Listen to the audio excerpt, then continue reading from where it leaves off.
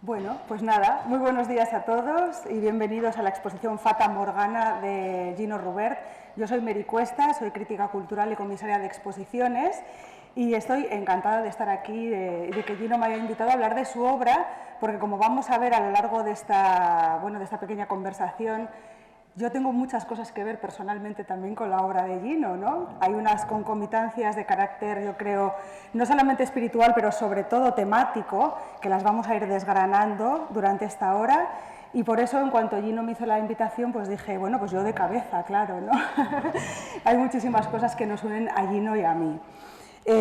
La primera palabra, veis que vamos a ir a partir de algunos términos, la primera palabra con la que comienza este encuentro es Den Traum. No sé si alguien está familiarizado con el concepto Den Traum, que es un concepto de Avi Warburg, que es un historiador alemán y que bueno, ha sido utilizado en la contemporaneidad dentro del mundo del arte, además desde diferentes disparaderos, y que significa espacio para el pensamiento. Denken, que sería pensamiento, y Raum, como dicen los alemanes, Raum, ¿no? Que significaría espacio. A mí me gusta mucho esta idea y entender la propia exposición como un Denkraum, precisamente, como un espacio para el pensamiento. Avi Warburg era, como os digo, un historiador alemán que en los años 20, a partir de 1924 y hasta 1929, que murió, empezó a elaborar un proyecto que se titulaba Atlas Mnemosyne, quizás os suena. El Atlas Mnemosyne eran toda una serie de tablas en las cuales él, en sus años 20, iba recortando fotografías, eran tablas que se organizaban de manera temática y organizándolas según temas. Por ejemplo, ninfa. Entonces, todas las imágenes que este filósofo encontraba con el concepto de ninfa, las recortaba y las iba pegando en una tabla. Fortuna, todas las imágenes que él consideraba de la historia del arte que estaban relacionadas con ese concepto, las recortaba y las pegaba. De tal manera que Avi Warburg al final generó toda una manera de pensamiento que ahora nos parece quizás muy natural, porque estamos en la era de Internet, con lo cual poder establecer constelaciones de significados a partir de imágenes nos parece una cosa como muy lógica y muy natural, pero que en los años 20 fue una manera también de, bueno, de materializar el conocimiento y la comunicación entre las diferentes referencias absolutamente novedosa. Ha quedado como una manera de pensar y una manera de entender importante, ¿no?, para la contemporaneidad, y lo que vamos a hacer hoy es precisamente eso, mezclar diferentes referencias. Nos vamos a ir del cine de vampiros al Memento Mori y a un montón de cuestiones que de alguna manera me gustaría que van a ir saliendo aquí. Vamos a ir con esas analogías, un pequeño índex, por así decirlo, de las analogías que me unen a mí con el señor Gino Rubert, que lo tenemos ahí sentado. Primero, ambos somos figuras profesionalizadas del arte. Él como artista, yo como crítica cultural, como comisaria, etcétera, y por tanto ambos pertenecemos a esa entelequia llamada sistema del arte, y eso tiene mucho que ver con el cuadro que tenemos aquí detrás, que es una representación de una parte del sistema del arte, y ahora vamos a entrar a dirimir enseguida cuáles son esas jerarquías que se establecen en este diagrama, si es que las hay, hasta qué punto son deliberadas o no son deliberadas. Yo también he trabajado sobre la idea de la representación del sistema del arte en dos ocasiones, que os lo explicaré enseguida. La primera es con mi cómic Caia y auge d'Antxona Morrortu, que tiene mucho que ver con este cuadro, y también en un ensayo que publiqué con Consoni que se titulaba La rue del percebe de la cultura en la niebla de la cultura digital, y que también era sobre la base de una casa, igual que estamos viendo aquí, establecer diferentes rangos de significación, diferentes grupos, bueno, conceptos de grupo que tenían que ver, como os contaré enseguida, con el consumo cultural. ¿Más cosas que nos unen a mí y a Gino Rubert? Hombre, por favor, los que me conocéis, algunos, sabéis que las calaveras, ¿no?, como todas estas que llevo en los anillos, son una cosa fundamental en mi vida, en mi imaginario. Mi tesis doctoral es sobre las simbologías de la calavera en el mundo hispánico, así que, lógicamente, todo lo que tiene que ver con las calaveras nos unen muchísimo a mí y a Gino Rubert, en todas sus declinaciones, como Memento Mori, como forma de referir a la nostalgia, y lo veremos enseguida, pero también en lo que tiene que ver con la risa, ¿no? Me acuerdo mucho de Ramón Gómez de la Serna, por ejemplo, cuando decía, él tenía una expresión típica de él, que era una sonrisa calavereña, ¿no? Porque al fin y al cabo las calaveras siempre están sonriendo.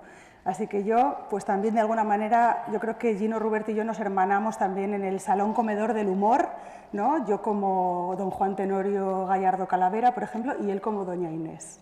¿Qué te parece eso? Cambiamos hoy cambiamos los géneros. Algo que comentaremos también enseguida es el imaginario vampírico y cómo se cuela también dentro de la obra de Gino Rubert, porque esta exposición se llama Fata Morgana, pero se podría haber llamado Crepúsculo, ¿no? En un momento dado, tanta chica delgadita, tanta fragilidad, tanta alergia por el sol, ¿no? Todo el mundo tan pálido, tan delgado. Hombre, pues podríamos haber llamado también a la exposición Crepúsculo en un momento dado. Y como mujer, lógicamente, me siento muy apelada por esa decisión estética que hace Gino Rubert de seleccionar un tipo de mujer delgada, como veis, incluso a mí, que estoy aquí, que me has adelgazado también, o sea, me ha pasado por el filtro Gino Rubert, ¿no? Delgada, pálida, andrógina, mediana edad tirando a joven, etcétera. Pues después con Gisela Chillida, que la voy a invitar a que salga aquí también, hablaremos sobre cuáles son esas elecciones estéticas y por qué. Vamos a hurgar un poquito dentro de ti, ¿vale? Así que venga, siguiente tema. Bueno, siguiente no, primero. Sistema del arte. Jate, qué tipografía me he cascado, ¿no? No, que no, de rotulación no voy mal, la verdad, de toda la época que estuve haciendo cómics. Precisamente de mi primer cómic quería hablar, que yo no sé si alguien lo tiene por aquí, en la sala. ¿Lo recuerdas? ¿Y quién lo tiene? Uy, pero si hay alguien con un ejemplar. Claro, pero un ejemplar aquí. Además, casualmente, mi amigo Fito Conesa tiene Caída y auge de Anchona Morrortu, que es un cómic de culto, bueno, que se ha convertido en un cómic de culto al final. Si quieres, pásalo. Y vamos a ver por qué hablo yo de este cómic. Es un cómic, como os digo, que saqué en 2008 por MySpace. Fijaros, cuando existía MySpace y cuando MySpace era una red social, o sea que estoy hablando del Pleistoceno. Y era una historia sobre, absolutamente una sátira sobre el mundo, sobre el sistema del arte. Trataba de un artista joven que venía de Bilbao, como yo, que había hecho Bellas Artes en Bilbao, como yo, y que venía a Barcelona a buscarse la vida, como yo. Es decir, que algo había ahí de autobiográfico. Pero, cuando llega, él tenía, digamos, un espíritu mucho más sangrante que yo. Entonces, cuando Anchona Morrortu llega a Barcelona, pues empieza a hacer todo tipo de transgresiones, todo lo que se le ocurre con tal de triunfar en el mundo del arte. Entre esas transgresiones, pues por ejemplo, está robar los dibujos de un vecino, ¿no? De un compañero de piso, para con ellos exponer esos dibujos y poder conseguir exposiciones. Bueno, era una sátira sangrante, detrás de la cual en efecto está David Knox, con este clásico de la literatura inglesa, pero también está William Hogarth. Y yo creo que William Hogarth está detrás también, de alguna manera, de la obra de Gino Rubert. Si recordáis a William Hogarth, es un grabador, es un ilustrador, un pintor satírico del siglo XVIII, que hizo toda una serie de retratos de grupo, de retratos sobre todo de clases sociales, y aquí nos vamos acercando también a cuestiones que están inscritas en este cuadro. Era, bueno, un retratador, un retratista. Él le hubiera gustado pasar a la posteridad como un retratista social, pero en realidad quedó como un artista satírico que retrataba sobre todo la burguesía inglesa del siglo XVIII, con sus estereotipos, ¿no? El clérigo, el matrimonio por conveniencia, el gallardo también calavera, es decir bueno, pues el ligón, ¿no? Este tipo de estereotipos. William Hogarth está detrás de mí y está también detrás de esta especie como de retrato de una clase social, que es una clase social y económica que está entre la burguesía y los proletarios culturales, como puedo ser yo misma. Así que es un poco yo lo que veo en este retrato de grupo, ¿no? de estas personas profesionalizadas del arte que están curiosamente en Pedralbes. He oído yo que Gino Rubert comentaba que esto es una especie como de, bueno, que está inspirado en un enclave que podría estar en Pedralbes, que ya de por sí ya sociopolíticamente también nos habla de un enclave también social muy concreto.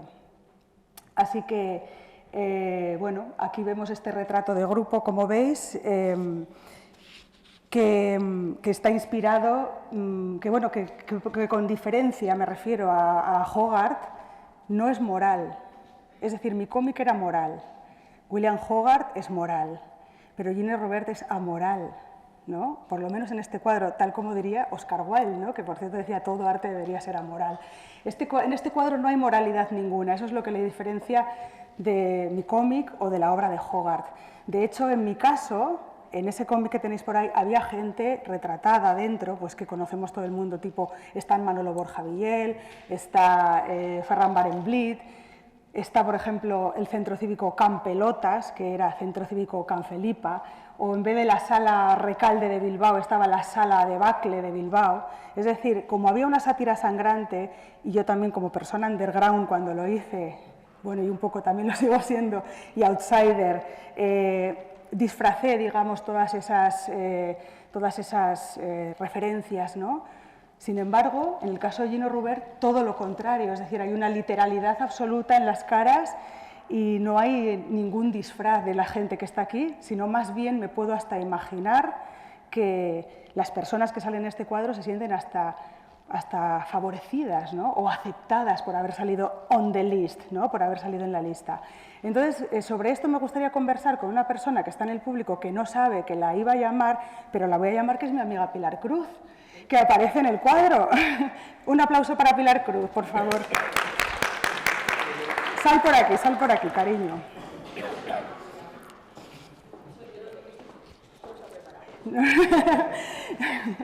Pero vienes tan guapa como si estuviera preparada. No, que me había producido. Vale, ¿tú dónde estás? Yo creo que Gino Robert es el Annie Leibovitz de la pintura catalana. Es decir, si Gino Robert te retrata, esa es la foto que vas a poner en tu perfil de LinkedIn. ¿Dónde estás tú, Pilar? Un momento, sí. Ahora vamos. Aquí hay mucha gente que está muy guapa. Yo creo que incluso la gente que está en posturas más comprometidas, que las hay, salen muy guapas. Te doy las gracias personalmente por no haberme sacado de una postura comprometida, porque esto lo fui a ver con mis hijos y entonces hubiera sido bastante comprometedor. Yo estoy, pues como, ¿sabéis los retablos del Renacimiento y de la Edad Media? Pues si esto es un retablo, yo soy un angelote, de los que están arriba, un poquito mirando lo que está sucediendo en el terreno de lo terrenal, ¿no? En el terreno de Cristo o María, que podría ser la gente que está abajo, ¿no? Pues no sé, una dolorosa o una escena bíblica. Pues la gente que estamos arriba, yo siempre he pensado que somos los angelotes, que estamos volando a las puertas del cielo y estamos mirando a ver qué es lo que pasa ahí. Muy y bien. esto es todo lo que tengo que decir, no me he preparado nada. Vale, no, claro. Escúchame, no, ven para acá, que te quiero decir un par de cosas. ¿Tú sabías que ibas a ser retratada? Retrasada no. ¿Retratada? No tenía ni idea. De hecho, me enteré cuando cuando Gino me dijo, Mari Carmen, vente para el MENAC, que inauguramos esta tarde y sales en la foto. Y digo, ¿pero cómo? Y ahí es donde me enteré que iba a salir retratada. Pero bueno, en todo caso tengo que agradecerte también una cosa, que has cogido, tú utilizas fuentes de fotografías que sacas de internet normalmente, etcétera, etcétera. Y tengo que agradecer que la fotografía que sacaras de internet mía fue una de las que más favorecidas algo ever y que fue tomada hace 20 años, nunca más de una de ahora. Así que, de nuevo, Annie Leibovitz de la pintura catalana, pues ahí me ha sacado. Bueno, aquí tenemos una persona que claramente se siente favorecida por haber salido en el cuadro, eso ha quedado claro. Y además soy angelote. Muy bien, escúchame, sí, solo te voy a preguntar dos cosas más. Bueno, ya lo has comentado, ¿no? Que tú estás ahí arriba porque piensas que de alguna manera o te interpretas a ti misma como angelote, ¿no? ¿Crees que hay algún tipo de jerarquía a la hora de colocar, de componer a los personajes dentro de este espacio? Yo diría que no, tampoco he pensado mucho al respecto. Pero cuando digo que soy angelote es porque tanto la forma, que es claramente de retablo, ¿no? Tríptico, la parte de arriba también, es una composición de retablo renacentista, es una composición de catedral. Y además, el lugar donde se expone, creo que por primera vez, y no, corrígeme si me equivoco, es nada menos que el MENAC, al lado de otros retablos y de otras pinturas también de la época. Con lo cual, de hecho recuerdo cuando la vi, estaba como al final de un pasillo, cuando te acercas nada te hace pensar que es diferente del resto de obras que se exponen. Y yo creo que eso es una genialidad, tanto a nivel compositivo y a nivel de estilo y de cómo lo produces, ¿no? La composición, etcétera, como a nivel de montaje. Esto me pareció brutal. Y bueno, sí, para mí es un retablo. Con lo cual, en un retablo siempre hay unas jerarquías. Pero pienso, no obstante, que no hay unas jerarquías en este cuadro. Es decir, aunque compositivamente sí que recuerda, yo no veo unas jerarquías. Los que están abajo son los cachondos, los que están en el medio, no sé qué. Yo no lo veo. Corrígeme si me equivoco. Tampoco he pensado mucho al respecto, ¿eh? Yo creo que Gino hoy no puede hablar, o sea, solo puede escuchar, ¿vale? Pues interesante porque precisamente jerarquía era la próxima palabra de la que yo iba a hablar a continuación, así que muchísimas gracias. Muchas gracias. Venga, un aplauso para Pilar Cruz. Ha sacado una palabra clave, que era la siguiente que yo quería comentar, que es la palabra jerarquía. Yo misma he trabajado sobre el concepto de jerarquía, sobre un sistema que se asemeja a una casa, ¿no? Es este. Os lo voy a explicar en 2 palabras, simplemente para que veáis que creo que ideológicamente cualquier diagrama, cualquier representación, sobre todo si es de un sistema, me da igual que sea sistema del arte que el sistema profesional de la odontología, es decir, en todos hay una lectura jerárquica, ¿no? Es como en el tarot, ¿no? Hay papas y papisas, pero también hay reyes y reinas, también hay caballeros y también hay la figuración, ¿no? Después vamos a ver si este cuadro bueno, pues sostiene un poco qué líneas jerárquicas se pueden establecer en él. Cuando os decía que yo he trabajado también sobre sistemas jerárquicos, me refería a este diagrama que veis aquí, que es el que aparece en el ensayo La Rúa del Percebe de la Cultura y La Niebla de la Cultura Digital, que saqué con Consoni. Y aquí lo que yo apoyaba es este esquema, que lo utilizo mogollón, ¿eh? Es decir, yo en clase con mis alumnos, me da igual los de cómic que los de comunicación audiovisual, todos en general, es una especie de sistema que les explico un poco para entender también cómo son pues las expresiones culturales, cómo se organizan las expresiones culturales entre el siglo XX y XXI. Tiene que ver con esta casa que se inspira en la Rue del Percebe. ¿Os acordáis de 13 Rue del Percebe de Francisco Ibáñez? Que es una historieta que se empezó a publicar desde 1961 y que forma parte pues, de la cultura popular en España, ¿no? Bueno, esta Rue del Percebe simula un poco cómo se entendía la cultura o cómo se entendió la cultura en el siglo XX, a partir sobre todo de la entrada del paradigma del capitalismo. Es decir, aquí arriba ese concepto de alta cultura, donde entraría, por ejemplo, pues, la ópera, el arte contemporáneo, etcétera. Debajo la cultura oficial, en este segundo paso, en este segundo piso, y por último, en el de abajo, estaría la cultura popular, ¿no? Que a mí me gusta entenderla un poco como esa cultura que se te va pegando, que tiene una absorción involuntaria. Bajo tierra, fijaros que esto es una casa, el túnel del underground. Y es una manera de visualizar el underground, además, muy efectiva, bajo tierra, ¿no? Porque el underground no es más que, al fin y al cabo, un canal que en un momento dado una serie de agentes culturales cavan, ¿no? Para poder desarrollar sus propias temáticas, en el caso del cómic, por ejemplo, pues las drogas, el sexo, el aborto, etcétera, al margen de la casa, ¿no? Al margen del sistema. ¿Y qué es esta? Bueno, después estaría el montón de basura, que es un poco todas aquellas manifestaciones de la cultura popular que han sido consideradas como de ínfimo valor y que hoy da cuerpo a lo que llamamos cultura bizarra, y después estos quistes de la cultura popular que son las subculturas. Sin entrar más en toda la composición de esta casa, veis que hay una niebla aquí, la niebla de la cultura digital, es la niebla que se cierne sobre la casa. Es la niebla de la cultura digital, es decir, es todas nuestras pantallas y nuestros dispositivos y la manera de consumir cultura actualmente en el siglo XXI que subvierte y que confunde totalmente esta manera jerárquica de entender la cultura tan propia del siglo XX, ¿no? Así que bueno, claro, yo cuando veo una casa, después de haber desarrollado todo un ensayo a partir de esta metáfora de la Rue del Percebe, yo cuando veo una casa, pues lógicamente digo, madre mía, mi corazón, o sea, los de arriba y los de abajo. Yo veo que arriba está el señoro por excelencia, ¿verdad? Que es Picasso, es como el artista heteropatriarcal, además, por excelencia. junto con Ángeles Santos, que la queremos muchísimo, por supuesto, y junto con Dalí. Es decir, tenemos arriba los santones y abajo tenemos las rejas. Es decir, abajo sí que hay una cierta composición espacial o un entendimiento del espacio según derecha, izquierda, arriba y abajo. Y fíjate que abajo estamos Mericuesta, estoy yo misma, ¿no? La maqueta, digamos, que es como llaman a los charnegos en Bilbao, y el migrante, Iván de la Nuez, ¿no? Yo no sé por qué, querido Gino, nos has puesto a nosotros debajo y has puesto a otras encima, ¿no? En cualquier caso,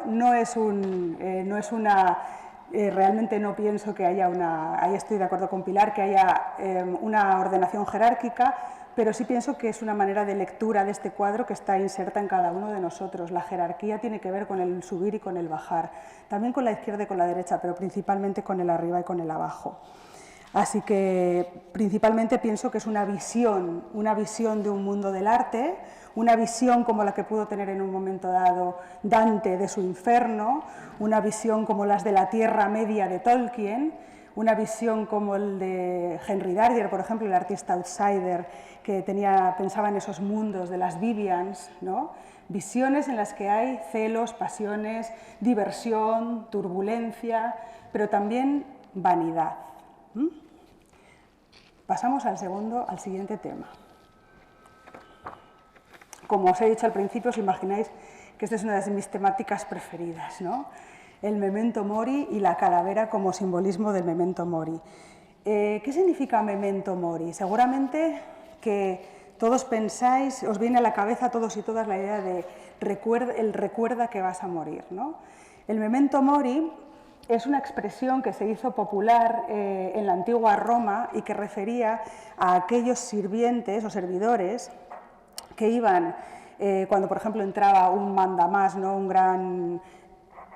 Cuando entraba un emperador en Roma después de haber ganado unas guerras o lo que fuera, había un servidor que se ponía en la parte de atrás del carro y le decía, recuerda que vas a morir, recuerda que vas a morir, ¿no? Es decir, era una voz, la vocecilla, que le decía, que de alguna manera le recordaba que, aunque en ese momento estaba en un gran momento de gloria, en realidad era un humano.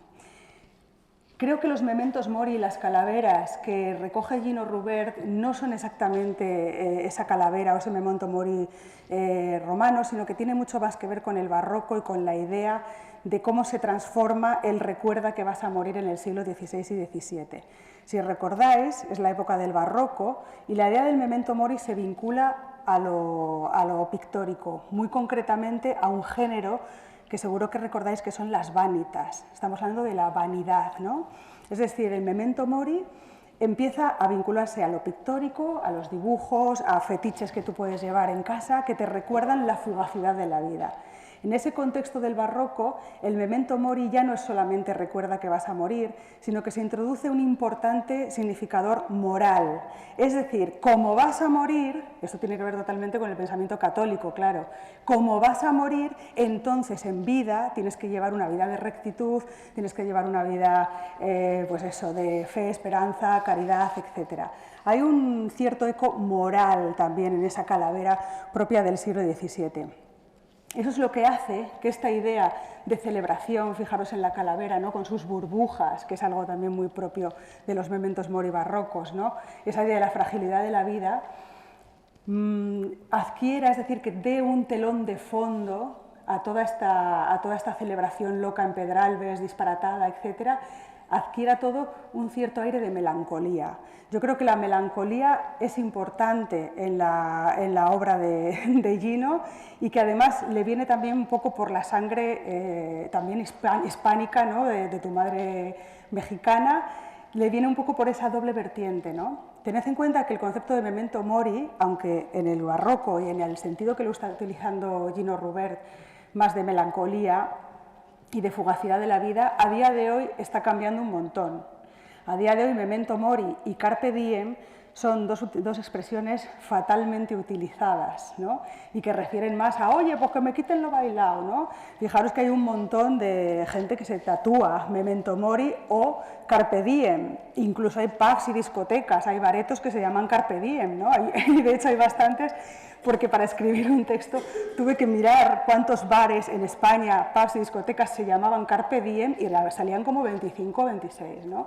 Es decir, que fijaros cómo también, a partir de nuestra propia, de cómo va evolucionando la sociedad capitalista, el memento mori y el Carpe Diem van tomando ese desprejuiciamiento total, ¿no? En plan, bueno,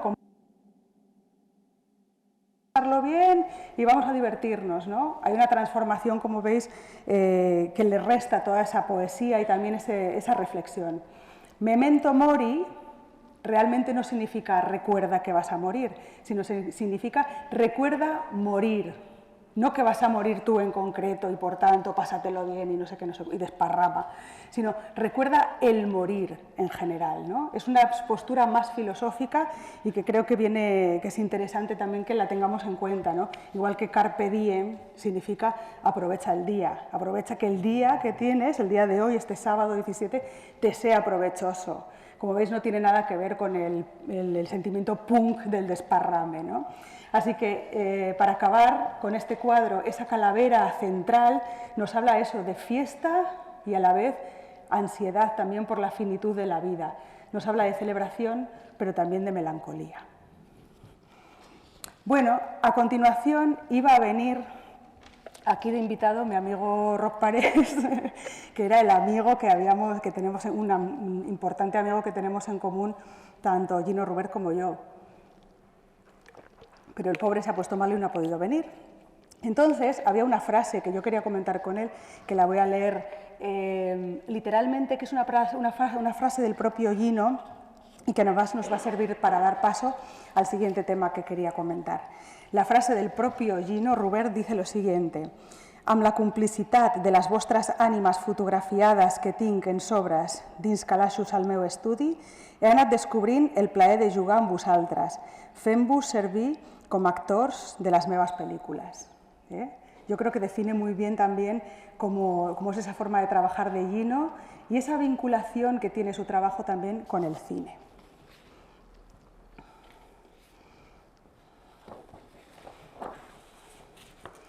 Vamos a por los vampiros, ¿no?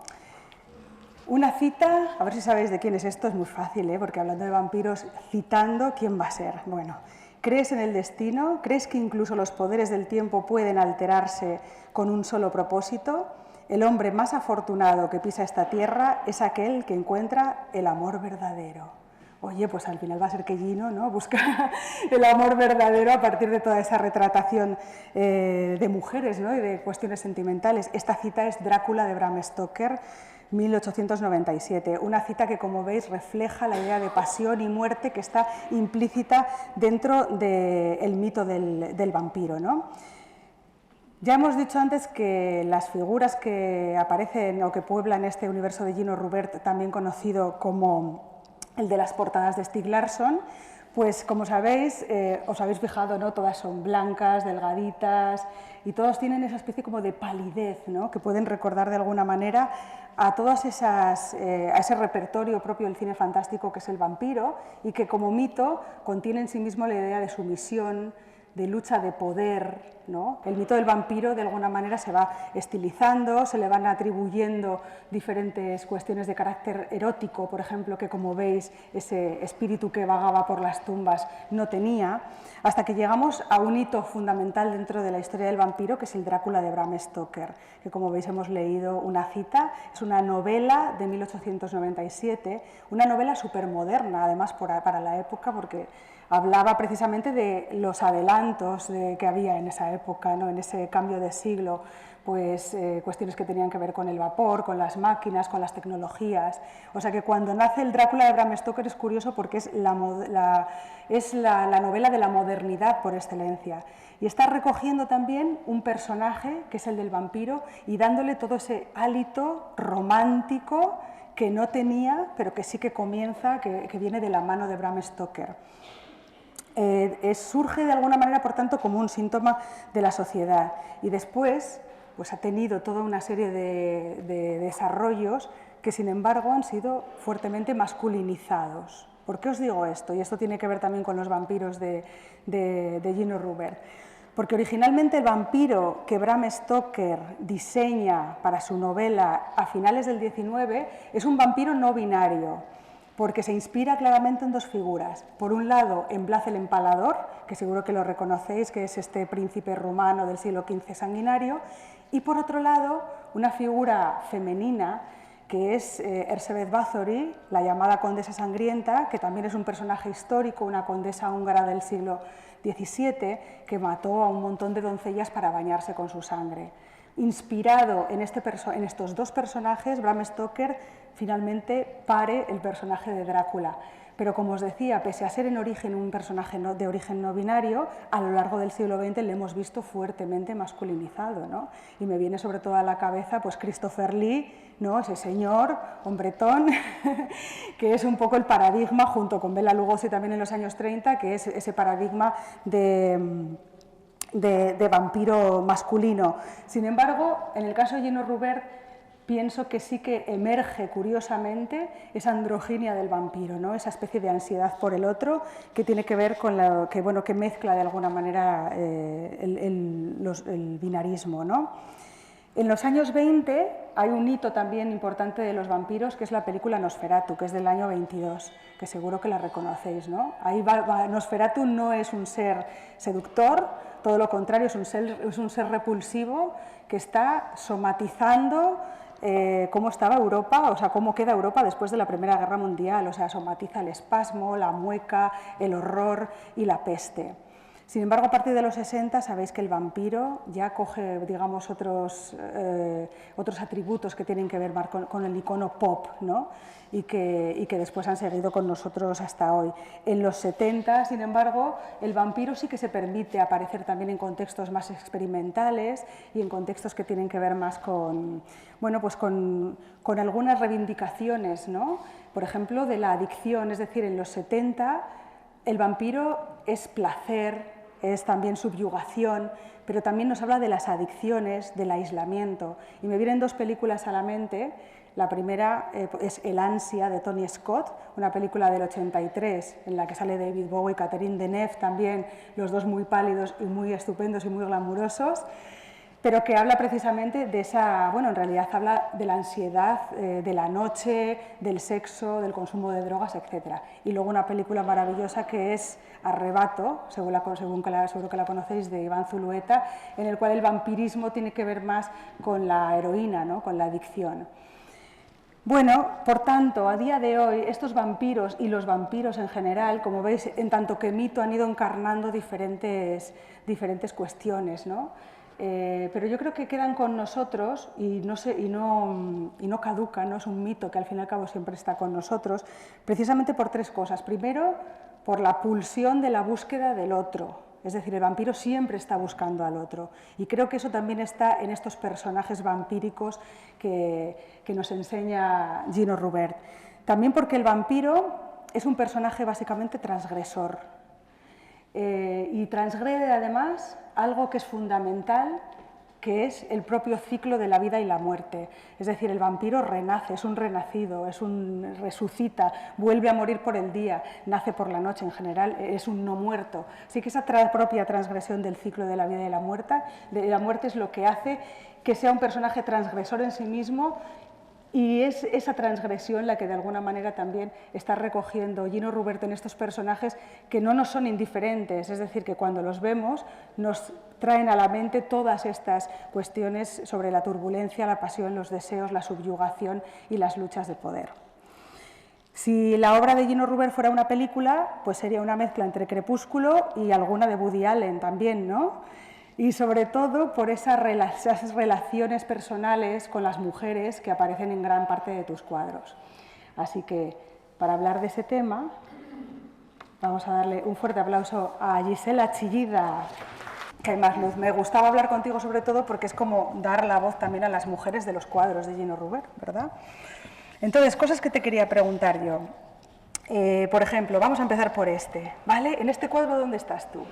Pues aquí, digamos en el baño. En el baño. Y te ha retratado Gino, pues en este caso, manteniendo sexo con un hombre que... ¿Tú sabes quién es ese hombre? O sea, no lo conozco de nada, es Agustí Puig, que es pintor. Es lo único que sé, ya está. O sea, de nada más, nada más. Muy bien, mientras otras personas están mirando lo que hacéis, ¿no? ¿Qué te ha parecido a ti esta manera de retratarte que ha tenido Gino? O sea, creo que igual soy la única persona o de las pocas que decidió dónde estar, porque todo viene de que él, en un principio, cuando todavía estaba, creo que había la mitad de personajes, este era de los más comprometidos, luego fue a peor, y estaba un poco preocupado por quién poner, era un poco, la persona que ponga aquí se va a enfadar, y yo le dije, ponme a mí, así no habrá problema y nadie se va a enfadar, porque yo no me voy a enfadar porque te lo estoy diciendo. Y a mí, la verdad, me hacía gracia cómo salir aquí en el baño en esta posición. Lo que sí que me hubiera gustado es que ya mi compañero fuera otro, pero bueno, aquí no me dejó decidir y bueno, pues mira, el señor este con las gafas como de, no sé, de estar soldando. De estar soldando, ¿no? ¿Cuántas veces te ha retratado a ti Gino Rubert? O sea, retratado, es curioso porque el otro día me dijiste así como un poco que querías hablar de esto, de cuántas veces salía, y yo como Gisela Chillida me considero, claro, es un poco lo que dice él, me considero ya un poco un títere, ¿no? Al final soy una foto y casi siempre he utilizado una o dos, con lo cual ya hay soy como un cliché del que me he separado. Y entonces yo digo, si me preguntas como retratado, solo hay uno que sí que me identifico un poco más con él, que es mi foto de WhatsApp, que es el único que podría considerar como retrato o como me vería yo, que es algo yo sentada en una silla fumando toda tatuada y que es un cuadro pequeñito que me gusta mucho, y en el resto es como que hay como una disociación entre la señora o la foto esa, que sí, que en algún momento fui yo, pero al final ya como va pasando también tiempo, ¿no? Un poco como compilar, ¿no? Que ya no es una foto mía de ahora, es una foto mía de, no sé, de hace 5 o 7 años, es como que a veces ya ni me doy cuenta, pero yo creo que unas, no sé, pondría unas 15, no Madre sé, mía. por decir algo, igual son 8 o igual son 20. ¿Y en qué sentido os sentís, por ejemplo, te puedes haber sentido tú musa? Es decir, ese concepto, como sabemos, que muy de los años 30, muy de los años 40, cuando los vanguardistas como Picasso, Breton, etcétera, relegaron a las mujeres a ese papel secundario en realidad, ¿no? O falsamente que parecía primario, pero en realidad de protagonista, pero realmente era secundario. ¿Te has sentido alguna vez musa en ese sentido de Gino? No, yo creo que ese es un papel absolutamente pasivo, ¿no? Y creo que al final también, al menos en mí, ¿no? La idea de musa también tiene como esa cosa más de posado, ¿no? De chica que debe estar ahí quieta y un pintor pasa jornada tras jornada ahí, no sé, observando cada peca y cada detalle. Es un poco lo que decía, ¿no? Al final es una foto que él tiene ahí, ¿no? En una cortina con 25.000 más, y de golpe coge una y le puede funcionar la mía o le puede funcionar cualquier otra por un tema de luz, tamaño o expresión. Entonces yo creo que es eso, ¿no? Al final ha sido más, ¿no? Una relación de, bueno, aparte de amistad y después ahora sobre todo de comisaria, que tú también lo sabes, ¿no? Es una relación, ¿no? Muy, vamos, profesional y sobre todo también de ir compartiendo ideas, ¿no? Que son dos papeles absolutamente activos, no hay esa cosa de estar ahí, ¿no? Bueno, yo creo que la idea de musa, ¿no? Ya está absolutamente obsoleta, o debería, seguramente, a ver, para muchos artistas todavía es vigente, pero bueno, ¿no? Hasta para algunas mujeres, ¿no? De Picasso no eran tan musas, ¿no? Pienso en Françoise Gillot o Dora Maar, que también eran, bueno, eran mujeres también con un papel mucho más pero activo. Que sufrieron mucho también por amor, eso ¿no? sí. Que es lo que ocurre a veces cuando hay relaciones sentimentales también, a veces, ¿no? Con el propio artista. Sí. Vamos a la cuestión de la representación de la mujer, porque aquí vemos señores de todo tipo, Ramoneda, que ya este señor cuántos años tiene, ¿no? Bueno, aquí por lo menos aquí tiene 75, vamos. Es decir, que vemos también, como veis, Ramoneda, un montón de gente y de personajes masculinos de diferentes edades, morfologías, etcétera, y sin embargo la mujer siempre aparece representada en la obra de Gino Rubert, como comentábamos tú y yo, un poco ángeles de Victoria's Secret, ¿no? Es decir, blancas, delgadas, ¿no? Lo que hemos dicho, estilizadas, alargadas. No existe esa diversidad de la mujer negra, la mujer más joven, la mujer mayor, la mujer de otras razas, racializada, etcétera, ¿no? ¿Por qué crees tú que hay esa visión tan unidireccional y de alguna manera bastante mainstream de la mujer en la obra de Gino Rubert? A ver, yo creo que sí hay una parte, ¿no?, que es las gafas que llevamos todos, ¿no? Un poco lo que dice Laura Mulvey del male gaze, ¿no? Que al final todos llevamos un poco interiorizadas, bueno, esa mirada que se nos ha dicho que era como la neutra y, ¿no?, y que lo neutro era, ¿no?, el hombre blanco, ¿no?, y que también siempre vemos a través de esa mirada que estandariza, y en ese punto que el hombre mira, la mujer es la mirada y, ¿no?, es el objeto mirado, y en ese sentido se nos ha estandarizado, ¿no? Yo creo que sí que hay un canon muy mainstream, como decíamos, ¿no?, muy clásico, yo creo que muy de los 2000, ¿no?, que, o sea, comparte un canon, ¿no?, con la mujer de los 2000, una Kate Moss, ¿no?, chicas delgadas y todo eso, pero sí que creo que al final en pintura es muy distinto, ¿no?, porque no es lo mismo ser un Ángeles de Victoria's Secret, que tiene un poco una voluntad, ¿no?, de convertirse en un cuerpo referente, en un cuerpo modelo de, oye, chicas, tenéis que ser así, que en pintura creo que es muy distinto los cánones, o cuando dices algo en pintura, ¿no?, porque no hay ninguna voluntad como de decir, oye, chicas, sed como estas de Gino Rubert.